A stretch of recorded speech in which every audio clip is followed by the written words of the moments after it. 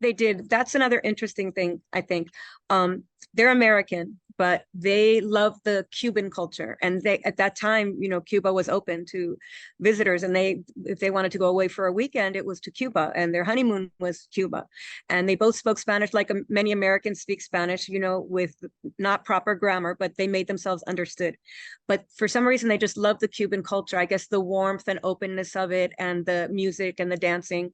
So they decided that it was really important for us to learn Spanish because we grew up in Miami and it was such an opportunity. So we would go to Little Havana and go out to dinner and proudly order from the menu in Spanish when we were little kids.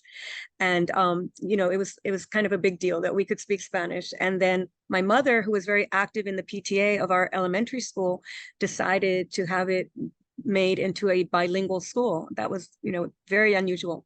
This was Leroy D. Feinberg Elementary in Miami Beach, and it became a bilingual elementary school. So we did all of our subjects in English and Spanish. And I was actually in the class for native Spanish speakers because I already spoke Spanish so well. But the good thing about that was that I was introduced to Spanish literature in fourth, fifth, and sixth grade. And I fell in love with Spanish literature because it was so dramatic. So that was really got my attention.